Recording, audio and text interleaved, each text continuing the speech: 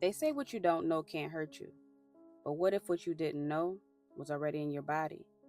What if the people you trusted, your doctors, your government, were doing testing and you were the subject? Let me tell y'all something they never taught us in school. So, back in the 1940s, the US entered this long, drawn out standoff with the Soviet Union, and they called it the Cold War, and it lasted all the way into the early 1990s. Now, during that time, both sides were preparing for what they thought was the inevitable, a nuclear war. Not a regular war, not like the bombs from World War I or World War II. These were atomic bombs, and they didn't just blow stuff up, they spread radiation, silent, invisible, and lethal. You wouldn't even see it coming. It'd be in the air, on your skin, in your lungs, and it would kill people slowly from the inside out. So the US government asked themselves, what would happen to the human body if one of those bombs went off here? But instead of testing on soldiers or lab rats, they started testing on us. And I mean that literally.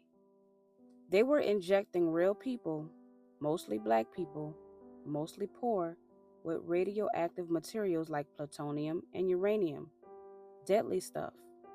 Not to cure them, not to help them, just to see how long it would take for their bodies to break down. And they did it without permission. No warning, no explanation. They tell folks it was a treatment, but the only thing they were treating was their curiosity. One of the worst cases was in Cincinnati. From 1960 to 1972, a doctor named Eugene Sanger was working at Cincinnati General Hospital, and he was funded by the Department of Defense. He took mostly black patients from public hospitals, people in early stages of cancer, and blasted them with radiation, knowing it would kill them. And I know what you're thinking. Don't some cancer patients get radiation treatment? Yes, they do. But this wasn't that. This wasn't about shrinking tumors or saving lives. These folks weren't given a choice. They weren't told the truth. They thought they were being treated for cancer. But really, this man was just trying to see how long it would take for their organs to shut down. He said he was trying to simulate a battlefield. But these weren't soldiers. These were mothers, fathers, grandparents, people with families. At least 89 people died. Could have been over 200, but we'll never know because they destroyed a lot of the records. And this wasn't just in Ohio. They were doing it in Oak Ridge, Tennessee, at Harlem Hospital in New York, at big name universities, in prisons, and in mental institutions. They even targeted pregnant women and disabled kids, anybody they thought wouldn't fight back. You ever heard old folks say, now you know why they call it the projects? Yeah, that wasn't just a joke, because they were literally doing projects on our people, going into the hood, going into housing projects, injecting folks with poison, studying them like lab animals.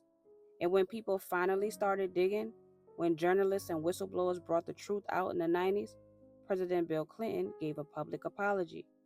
But by then, most of the victims were gone, and most families never even knew what happened. And if you think it stopped there, it didn't. Even after death, they were still taken. The government made secret deals with hospitals and coroners to take organs, tissues, and sometimes entire bodies for more experiments. They experimented on us in life and came back for our bodies in death. And what did justice look like? A plaque. Not in the front, not on the wall. They stuck it behind a dumpster near the hospital kitchen and the parking lot, like they were trying to hide the shame, just like they tried to bury the truth. So when your grandma says she don't trust the hospital, believe her. When your uncle says they always experimenting on us, he ain't just being paranoid. That's a memory.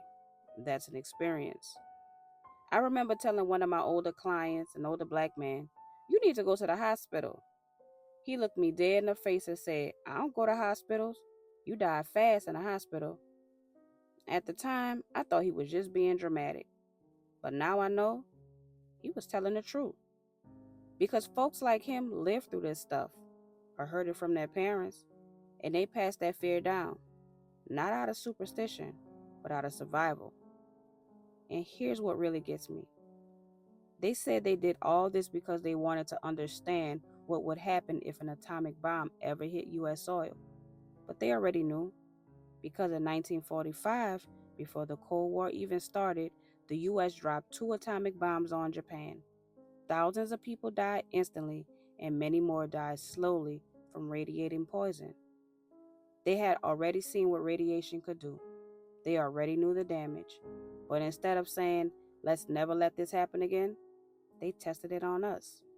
So all that pain, all those lives, for what? No nuclear bomb was ever dropped during the Cold War. No battlefield, no explosion. And look, I get it. Sometimes you need human test subjects. That's how medicine advances. But if that's the case, you give people a choice. You explain the risks, you ask for consent, you let them say yes or no. You don't sneak it in their veins. You don't lie. You don't take advantage of the sick, the poor, and the powerless. We get mad when companies test makeup on animals.